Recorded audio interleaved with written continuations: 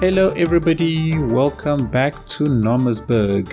Sanctum Gamer here. It's the third episode, and I want to start off by thanking you all for the support you're showing for the series. People are loving it. I am loving it. Seeing your comments, your suggestions, it's all fantastic. It's all highly appreciated, and really some awesome suggestions and places to look at for motivations coming through, and I really appreciate it. Special thanks to everybody who has chosen to support the channel on Patreon or on YouTube membership. It is highly appreciated. So today we will be starting a new settlement just on the other side of the railway from the power station, and I'll be talking about that just in a bit. But for now, let's just get this farmland out of the way, and I will come back in and talk you through that one.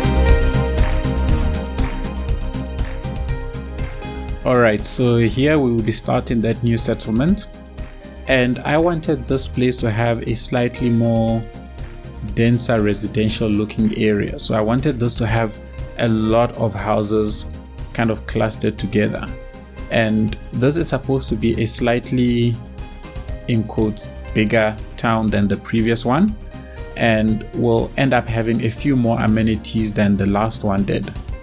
These assets that I am using for this town, in fact, I'll be using these throughout the region. I believe they are called the European Suburbia Decorated, and these are by Avania, if I remember right.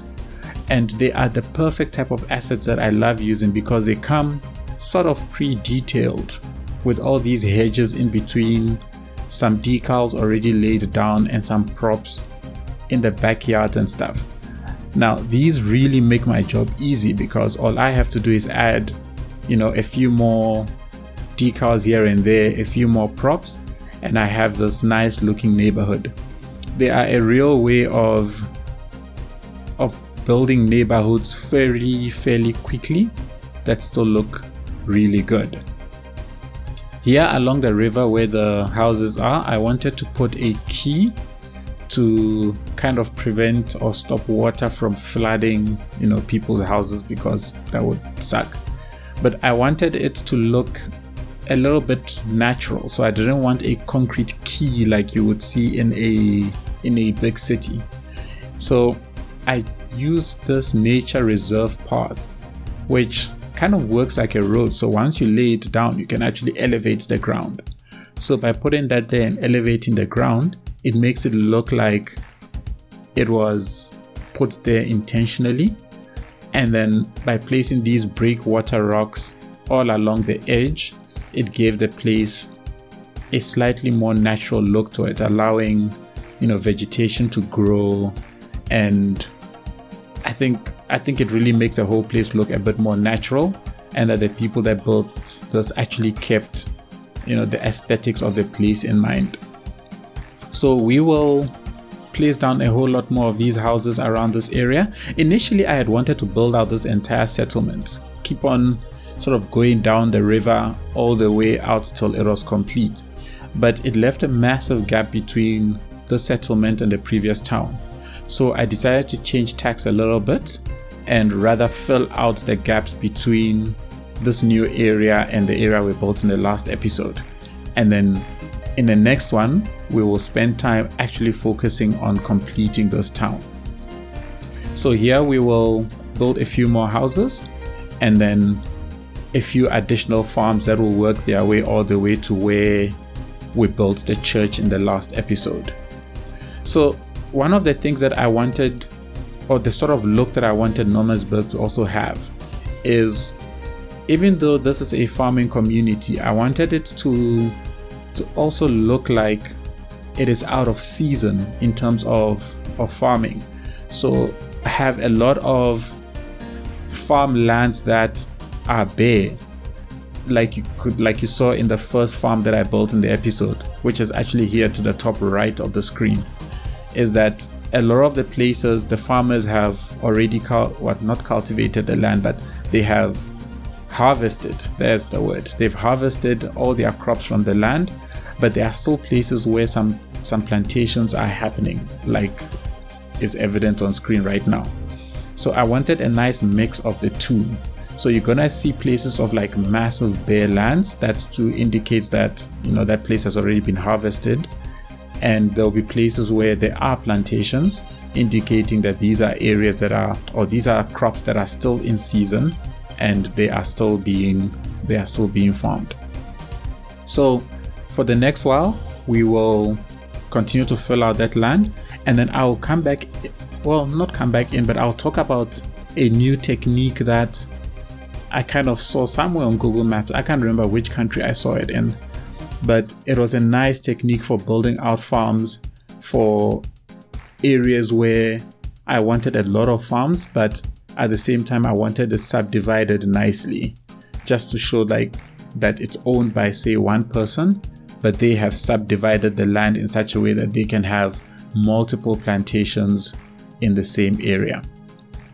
So whilst we watch this, I will use this opportunity to answer a few more questions that I have seen pop up in the comments. And one of the biggest ones is what my motivation is for the cities that I build. Oh, especially Nomasburg, because a lot of people see this as a European city. Some people are seeing specific countries like Germany or England and so on.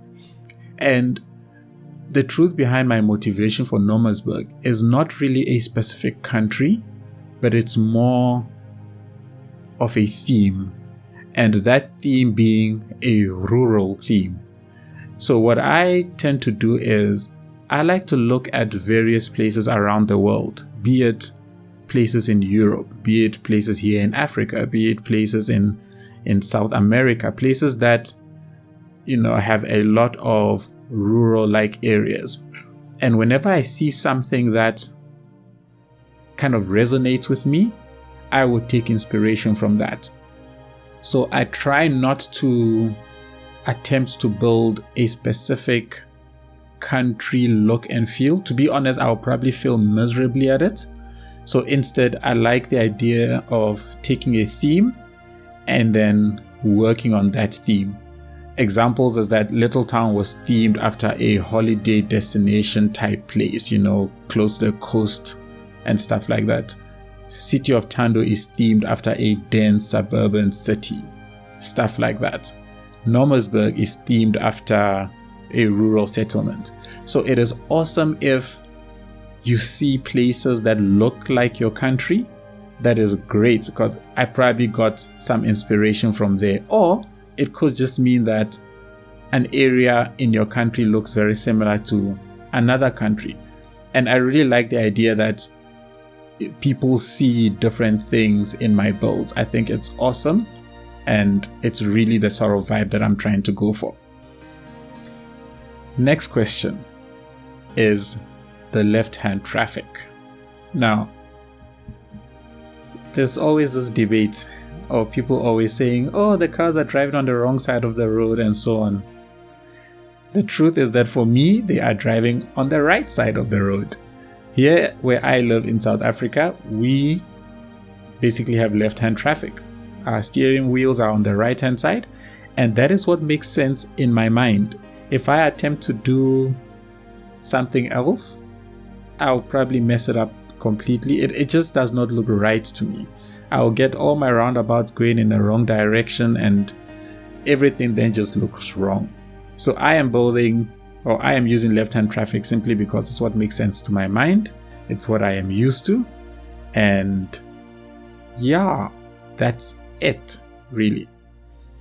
Those looking for my assets and mod collections list, they're all in the description of every single one of my videos. So if you check those out, you will get the links to all of it there. All right, so this brings me to this area. So we just to the left is that church that we built in the last episode. And here I wanted to try out that new farming technique that I was talking about. And this is areas that are owned by, or big lots of land that are owned by people. So this little house that you see there, you can imagine, owns this massive land. And they've chosen to subdivide this land to have different types of plantations all over the place. So I use these hedges to separate out the land, with each area being used for, say, a different type of crop. Now, this area that I'm doing right now, just clearing out the land, you can imagine that being a place that they had a plantation that is out of season and that now is bare, and they are preparing the land, let's say, for the next season. These bushes that sit in between the farmlands, I don't know, I would have thought this looks extremely unrealistic until I saw it with my own eyes. I think next time I should actually capture some Google Maps footage and actually show it. But I thought it looked really cool. It's like the person who owns the land took the time to make their farms look aesthetically pleasing, just so that their farmlands really look good.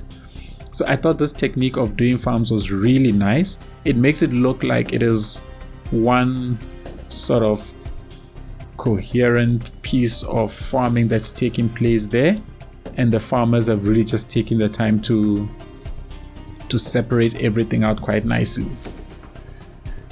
So the idea behind here is that this massive land is owned by this one person, but because they do such a large amount of farming, they've built this warehouse with these silos where they can store, I suppose, their produce and excess produce. And these ones, they take the time to actually do a bit of exporting and stuff like that. So that was the idea behind this whole area, that it's a slightly larger scale farming, that is happening here, and more warehouses are being introduced to actually store what is being produced, and a whole lot of different things are also being farmed around here, which is really what I wanted. And that's why the subdividing of the land I thought was really helpful. So here you can imagine somebody has, I don't know, say grain in the one area, on another side they're farming wheat, and so on. And yeah, so from this point on, it's just expanding out this farm area, and then complete it all out with the different types of crops that are being farmed in the entire area. These meadow assets are really nice for covering large areas, but I noticed that they are actually not a perfect square. So when I placed these down, it looked like the ground was sloping, but when I looked at it, I realized that the assets actually are some weird shape, so they never really fit in a nice rectangular area. But it still does the job.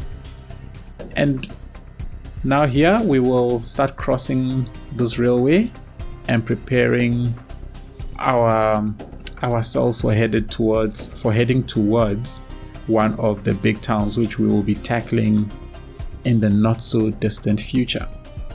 Oh yes, another thing, thank you all for the suggestions around the procedural objects as a way of overcoming the prop limits. It's something that I was aware of, but the procedural objects mod, I'm just gonna say PO because that is extremely hard to say. The PO mod is something that I've been avoiding like the plague. It scares the living daylights out of me, but if we ever do hit that prop limit, definitely something that I'll look into. But the limits that I was most concerned about, that I was trying to speak to, was actually the network and node limit, because that's the first limit that I hit in my Little Town series. And as far as I know, PO can't be used on networks. If I am wrong in that, please correct me. because then I can sleep better at night, because then it means I really don't have to worry about any of those. And yeah, so that brings us pretty much to the end of this episode. Wow, I pretty much talked the entire episode, which is new. I never thought that day would ever come. Thank you all for watching. I hope you enjoyed it, and I will see you in the next one. Cheers!